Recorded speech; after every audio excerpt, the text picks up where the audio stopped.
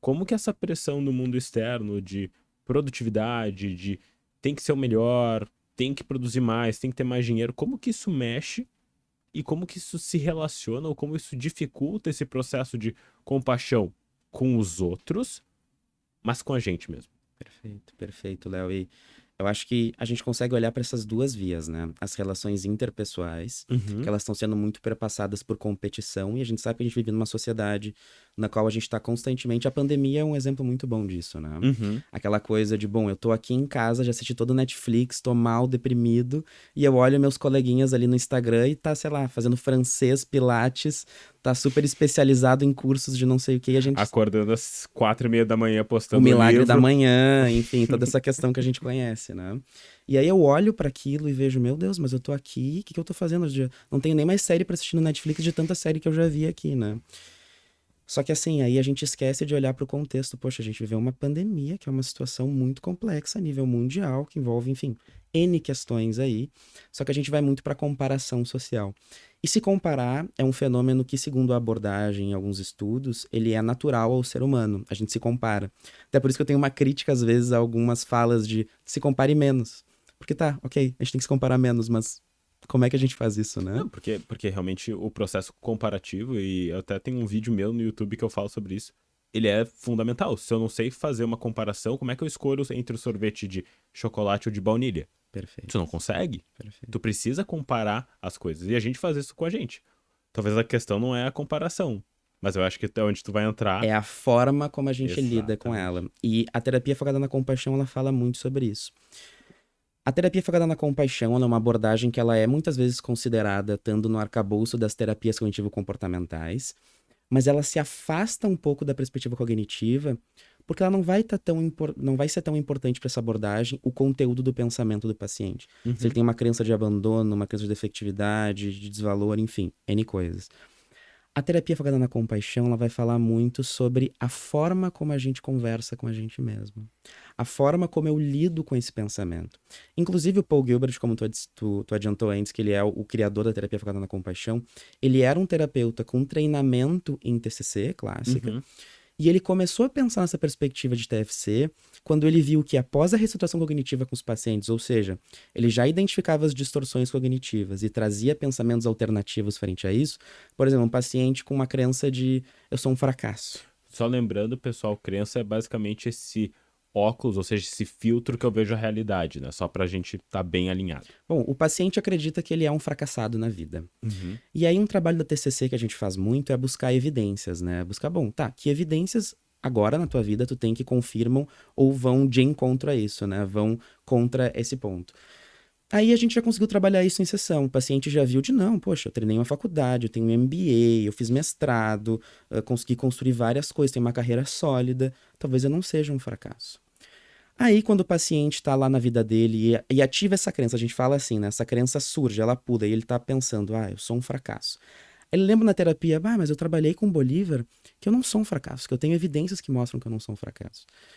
Mas daí a gente olha para como ele faz isso e muitas vezes ô seu idiota, tu Uhum. sabe que tu não é um fracasso.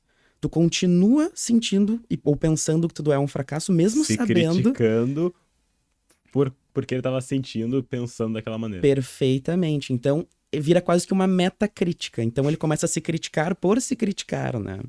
Sim, parece que daí é aquela coisa que nunca acaba, né? Exato, e é muito Uhum. isso que acontece às vezes com pacientes muito autocríticos, principalmente. A gente vai ver isso muito comumente, né? Aham. De o paciente se criticando de, bom, eu sou tão fracassado que eu não consigo nem ter um pensamento positivo ou mais adequado frente a essa situação. E aí o Gilbert, vendo esse fenômeno, ele começou a não, talvez a gente tenha que olhar para como as pessoas estão se relacionando com elas mesmas. E aí entra desde como eu me falo esses pensamentos, como eu converso comigo mesmo, e aí entra muito uma dinâmica de diálogos internos, o tom de voz que a gente usa com a gente mesmo nessas questões e as sensações corporais que entram junto com isso. Porque a terapia focada na compaixão tem essa frase, né, que é uma terapia que trabalha a mente para trabalhar o corpo e trabalha o corpo para trabalhar a mente. Porque tem muitas técnicas que vão trabalhar a questão corporal, por exemplo, uma respiração relaxante, a gente conseguir construir uma imagem mental, muitas vezes, de um ideal compassivo ou de um lugar seguro, que é uma técnica compartilhada até com a terapia do esquema, para gerar sensações físicas de bem-estar, de cuidado, de acolhimento. Porque a gente vê muito isso, né, Léo? Às vezes os pacientes falam, tá, mas como é que eu criar um lugar, um eu compassivo que a gente chama, um self compassivo, vai me ajudar a lidar com meus problemas? Se a gente fechar o olho agora, e vocês que estão ouvindo podem fazer isso, e tentar imaginar a comida que vocês mais gostam. E aí eu vou dar algumas sugestões aqui. Fechem o olho e imaginem. E isso é uma A sacanagem sacanagem que o tá hora Bolívar... Porque nós dois não almoçamos ainda. verdade, E agora vai ser é verdade, 3 da É tarde. verdade. Pensem na comida que vocês mais gostam. Pode ser aquela lasanha bem queijuda, ou aquele pedaço de pizza que a gente tá puxando, aquele queijo pendurado. Pode ser aquele brigadeiro que a gente fez na panela e ele tá subindo. Enfim, aquele hambúrguer que a gente morde e chega a escorrer, assim, de tão suculento que ele tá. Acho que deu pra ilustrar, né, E gente? deu pra ver que tu tá com fome também. Se vocês conseguirem fechar o olho e realmente imaginar e se experienciar vendo isso e até sentindo o cheiro, muito possivelmente vocês vão ter uma resposta de salivação. Uhum. Eu tive aqui, pelo menos agora, Nós dois. ouvindo tudo isso, né? E, bom, vendo isso, tendo isso em vista, gente, a gente consegue eliciar sensações físicas, sensações internas, só com pensamento. E a terapia focada da compaixão traz isso justamente, de que a gente pode criar um lugar de compaixão, um lugar compassivo, que nos forneça o mesmo cuidado que eu tenho quando, por exemplo, eu vou conversar com um amigo numa situação difícil. Uhum. Quando eu tô em sofrimento, eu vou lá Léo, eu tô com tal coisa, tô precisando de uma ajuda, eu peço aquele abraço, aquele quentinho. A questão é justamente isso, é a gente conseguir criar esse lugar internamente, mentalmente, que isso é autocompaixão, né? Esse lugar de cuidado interno que elicia essa série de respostas fisiológicas que já se tem uma série de estudos a respeito disso. Mas a gente foi falando e eu nem respondi a tua pergunta inicial, que era justamente sobre como a gente lida com esse contexto sociocultural que a gente vive, muito crítico. E aí tem diversas discussões sobre isso, né, Léo? Desde E atravessamentos... como isso implica na compaixão, né? Desde atravessamentos culturais, atravessamentos religiosos, atravessamentos de várias coisas, essa coisa da penitência, da culpa, de N coisas que surgem aí. E a gente aprende, o colégio é muito assim, né? Todos nós, de não, tu errou, tu foi mal, você tirou ali uma nota ruim, tem que melhorar. Inclusive tem modelos mais de escolas compassivas agora, que já trazem uma perspectiva mais elucidada por uma ideia do not yet, do ainda não atingiu, que claro, é um detalhe, mas que talvez faça uma diferença quanto a essa autocrítica, porque uma criança muito pequena que vai lá e tira um 0, um NA, enfim, uma nota ruim na prova, um vermelho, muitas vezes isso vai gerar uma série de respostas autocríticas, né, de comparação social. Então, tem vários dispositivos aí que vão fazer com que a gente se critique ao decorrer da vida, e isso atrapalha muito a compaixão, né? E é possível imaginar, e daí fazendo uma pergunta meio... que eu já imagino a resposta, mas é possível imaginar que não haja autocrítica? Não... Nesse nível, até num nível mais... não necessariamente patológico, mas num nível que realmente machuque, porque por mais que a gente trabalhe e seja o mais terapeutizado do mundo, talvez isso ainda aconteça. Ao menos é o que eu imagino, não sei o que tu pensa sobre Perfeito, isso. não. E é a própria teoria, né, Léo? A terapia focada na compaixão ela é uma abordagem muito embasada pela psicologia evolucionista. Uhum. Inclusive, o Paul Gilbert diz que a principal fonte de conhecimento é a psicologia evolucionista da TFC. E nessa abordagem a gente vai ver que o autocriticismo, a autocrítica, ela teve uma função evolutiva. Uhum. Por exemplo, eu estava no meu grupo lá, no grupos sociais, que a gente sabe que foram protetivos, pensando lá na época das cavernas, né? Que a gente tinha grupos de caçadores-coletores. Eu estar num grupo era o fator de sobrevivência. E daí entra até aquela coisa da necessidade de pertencimento. Exatamente, exatamente. A compaixão permeia muito isso. Uhum. Essa ideia de afiliação. Eu estar num grupo social era algo de vida ou morte, porque, bom, se eu tava sozinho, sei lá, eu ia ser comido por um tigre dentes de sabre lá e não tinha ninguém para me defender junto com isso, né? Uhum. Então, eu consegui formar esse grupo. E a gente sabe que para conviver em grupo, a gente experiencia isso até hoje, a gente tem que ter autocrítica frente aos nossos comportamentos.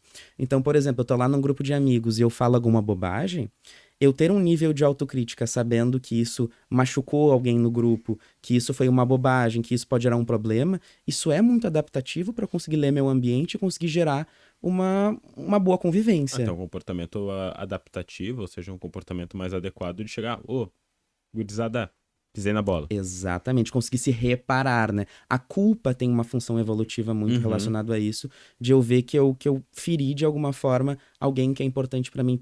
A culpa envolve muito uma aproximação, uma tentativa de reparação social, de afiliação. Então, a autocrítica ela é algo que todos nós temos e ela é útil muitas vezes. Mas a forma como a gente faz isso, a forma como a gente aprende, pensa em vocês quando vocês cometem um erro, por exemplo, quando vocês vão mal numa prova. Como vocês se tratam, como vocês conversam com vocês mesmos. Eu imagino que a grande maioria das pessoas que estão escutando isso estão pensando, nossa, normalmente eu digo, idiota, burro, vem esses rótulos muitas vezes, né? Preciso estudar mais, eu vou ter que me matar estudando para a próxima. Em vez de a gente quase que não sabe como se motivar e como reparar algumas coisas de uma forma mais gentil em relação a isso. E essa discussão é muito legal em relação a autocompaixão versus autocrítica, né? Como achar esse ponto de equilíbrio numa sociedade que a gente sabe que nos demanda, numa Uhum. sociedade que é importante para a gente trabalhar, ter nosso trabalho, ter um bom desempenho, conseguir desempenhar de uma forma geral. Isso é super relevante. Mas aqui a gente vai estar falando muito da forma como a gente faz isso. Não do objetivo final, né? Mas sim da trajetória, do processo que envolve até a gente chegar lá. E aí esse processo pode ser mais permeado por um lado muito crítico, duro, Uhum. rígido, ou um lado mais gentil e acolhedor, que seria uma autocompaixão, né?